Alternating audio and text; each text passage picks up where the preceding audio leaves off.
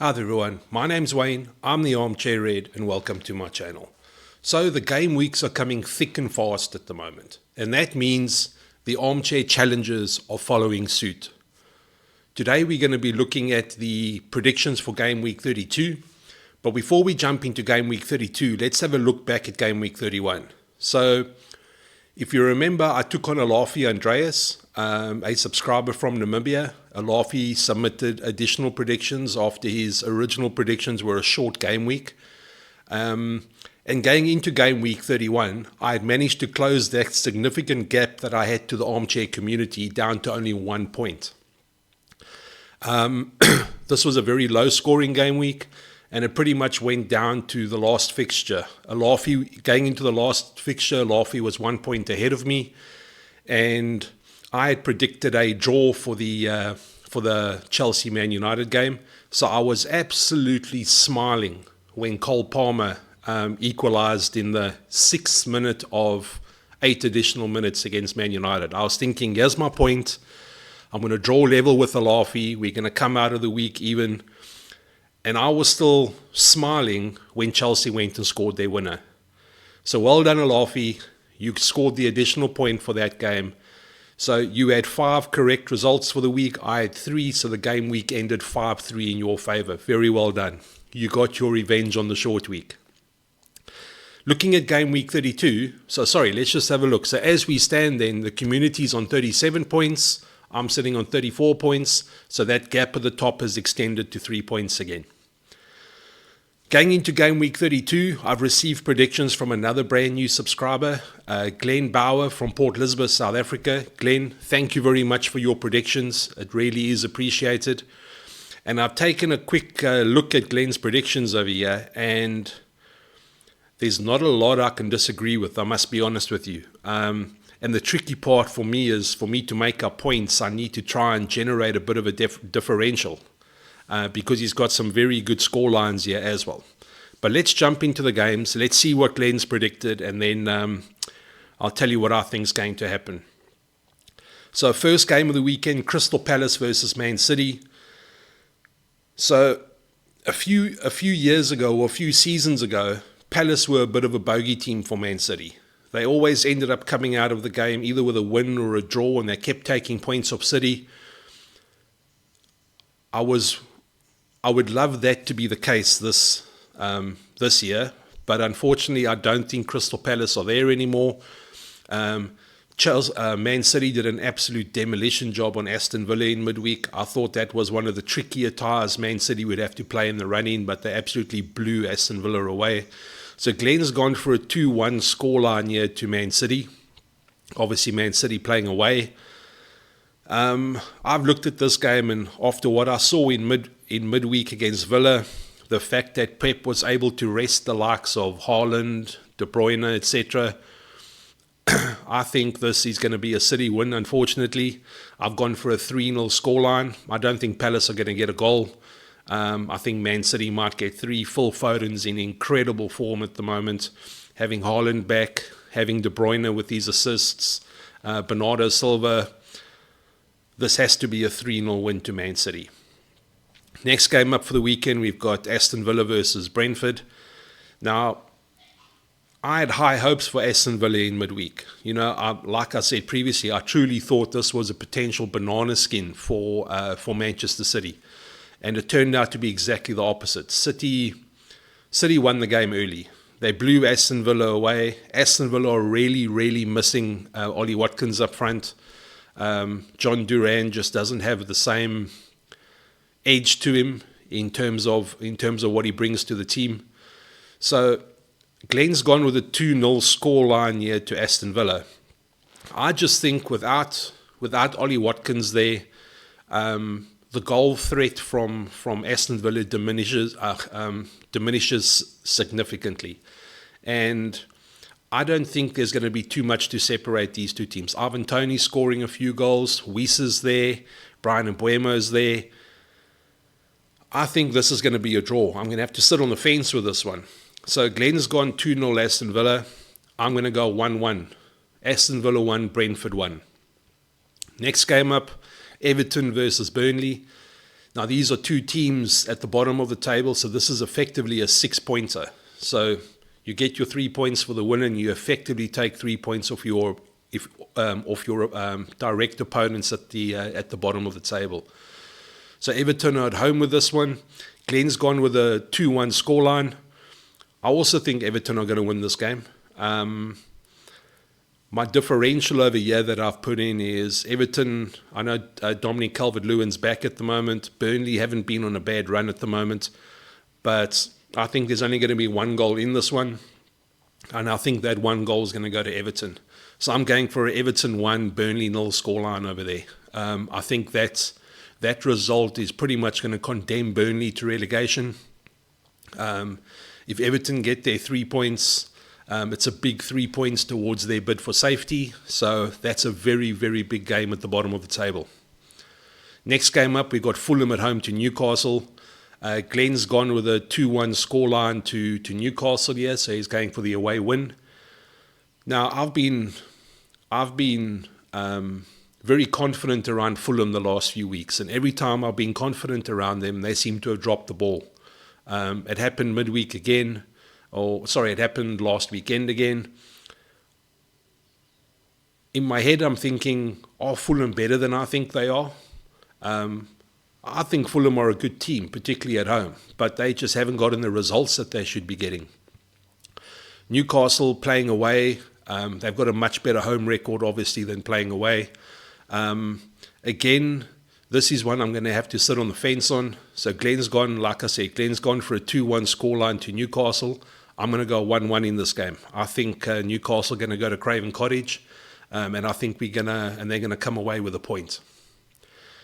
Next game up for the weekend, Luton versus Bournemouth. Luton as well, one of the teams struggling at the bottom of the table. Bournemouth, very much like Fulham, I keep building up. They got their win in midweek, which is great. So they're starting to restore some of the faith that I've put in them in terms of my results. But going to Fulham is not easy. Man United saw that. Liverpool saw that when we went there at the beginning of the season. Glenn's gone with a 2-1 scoreline to Bournemouth here. Again, I don't normally pick many draws in my predictions, but this is the third draw I'm going for in game week 32. I think this is going to be a stalemate. I think we're looking at a 1-1 over here. Solanke will probably get his goal, but I just think Luton at home are probably worth a goal as well. So I'm going 1-1 in that game as well. Next game up for the weekend, we've got Wolves versus West Ham.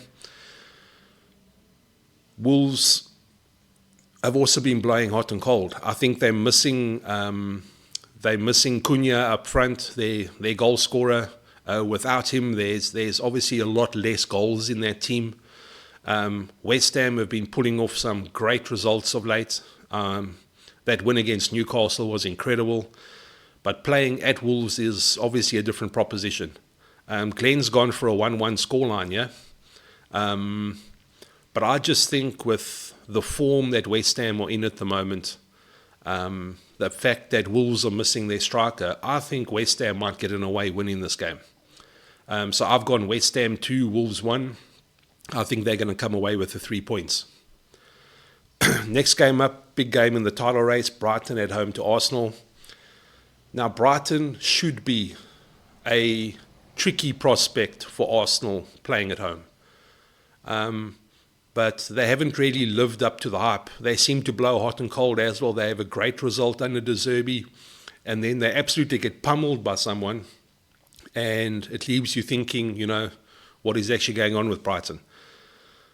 I would love them to spring a surprise. I would love them to take some points off Arsenal. This is potentially one of the banana skins for Arsenal, if I can put it this way. This one and having to play Wolves away, I think are two potential banana skins for Arsenal. Glenn's gone with a 1-0 scoreline to Arsenal here, so he reckons Arsenal are going to nick it by the odd goal. Unfortunately, I'm going to have to go with my head over my heart here. I'd love to say this is going to be a draw, which is what my heart wants it to be. But I think Arsenal are going to come out of this game 2-1. Danny Welbeck will be playing against one of his former clubs. He normally does well against his former clubs. So I'm hoping he can spring a little bit of a surprise on Arsenal. But Arsenal had a really professional performance against Luton in midweek. Nothing spectacular, but they came away with the 3 points. So I'm going Arsenal 2, Brighton 1 in this game. Next up, the big game for Liverpool. So this is probably, besides the Spurs game, this is probably one of Liverpool's biggest challenges in terms of the run-in, with the difficulty of fixtures they have remaining. Playing Man United at Old Trafford is never easy, but there's a lot of aspects to this game, or a lot of context to this game that we can look at. So obviously Liverpool are going to want to have a little bit of revenge after losing to United at Old Trafford in the FA Cup. After that game, I remember saying, look, I would rather take a win in the league than take the win in the FA Cup. So now the fixture in the league has come along. We need to get the 3 points. United had an absolute roller coaster of a ride in midweek against Chelsea. You know, they were 2-0 down after 18 minutes. So thinking they had lost the game, and then coming back to be after Garnacho scored to be 3-2 ahead with an incredible comeback, thinking they'd won the game, then conceding the penalty in the 6th minute of 8 added minutes at the end of the game, then again thinking we're going to get a draw out of this game, and then for Cole Palmer to pop up in the, I think it was the 11th minute of injury time, to score the winner. An absolutely emotional roller coaster ride for all United fans, Eric Ten Hag, the players. Now the question I ask myself is, how is that midweek result going to affect this team? We also saw a few players hobbling off with injury. I know Varane came off with injury. Johnny Evans was only on for, I think, 20 minutes in the game. He was brought on and then taken off again. So there's lots of different ways that this game can go, depending on what mindset Man United are in. We know what mindset Liverpool are going to be in. Liverpool are going to go in there with an element of revenge on their minds, wanting the 3 points. We don't know what United team are going to pitch up. They obviously raise their game when they play Liverpool, besides the few blowouts we've had in the last few seasons. Generally, this game is quite competitive. And are United going to use the motivation from the win in the FA Cup? Or are they going to be absolutely demoralised from that result in midweek and allow Liverpool to just dictate the game? So Glenn's gone with a 2-1 win to Man United here. So Glenn reckons Man United are going to bounce back. They're going to get their 2-1 win over Liverpool.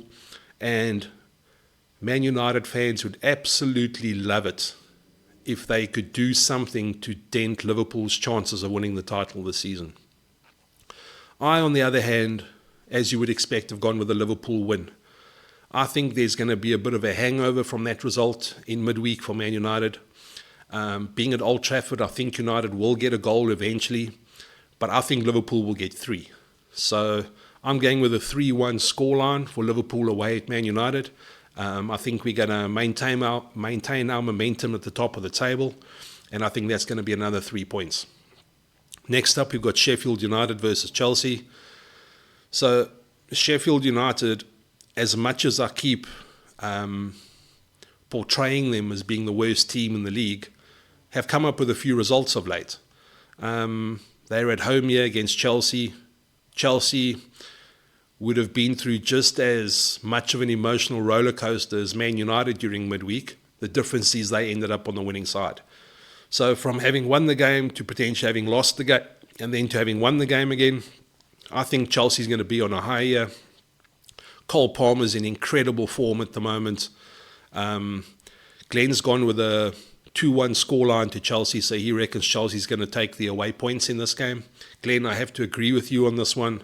The difference is I don't think Sheffield United are going to get a goal. I'm going with a Chelsea 2-0 scoreline in this game.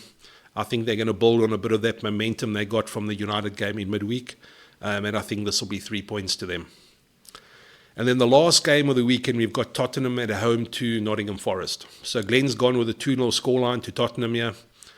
I agree with you again, Glenn. I think this is going to be a Tottenham win. Forest as well have been a bit all over the show. They had a very, very good performance in midweek. A game that I thought they were probably going to draw. They ended up winning quite comfortably. So this could be a tricky game, but we are playing at the Tottenham Hotspur Stadium, and I think Forest going away are not like having to face Forest at home. So I'm going with a 3-1 scoreline in this game. I think Forest will get a goal between Hudson-Odoi, Elanga, Origi. One of those strikers should pop up with a goal. But I do think Spurs at home are just going to be too strong. So I've gone with a 3-1 scoreline to Spurs. I think they're going to bag the 3 points there. So guys, that's game week 32. I think it's going to be an interesting game week. All three of the big protagonists in the title race are all playing away. I think Liverpool probably have the trickiest fixture of the three. Man City against Crystal Palace, like I said, in years gone by, that might have been a tricky one, but I think that's 3 points for City, so they're going to maintain their momentum. Arsenal away at Brighton, that could be a potential banana skin, like I said, but I've gone with an Arsenal win over there. And Liverpool have to win against Man United. There's no bigger game in the season, regardless of who's fighting for the titles, where they are on the table. There's no bigger game in the season than Man United versus Liverpool. So I'm really looking forward to this weekend. I'm hoping to close up that 3-point gap I have in the prediction challenge. Glenn, thank you again for your predictions. It's really appreciated. And guys, if you're new to the channel, please do me a favor, hit that like button, hit that subscribe button. It'll really be appreciated. We're going on a bit of a journey with this channel. I'm up to 52 subscribers now. I'd love to get to 55, small steps. But in terms of the Armchair Challenge, if you want to submit predictions for game week 33, there will be an email address in the description of the video. If you don't know where to find that, armchairredtv@gmail.com. Pop your predictions through. I'll give you a shout out on the channel and you can see how you do against me in the Armchair Challenge. But until then, you must all look after yourselves. Thank you very much. Armchair Red, out.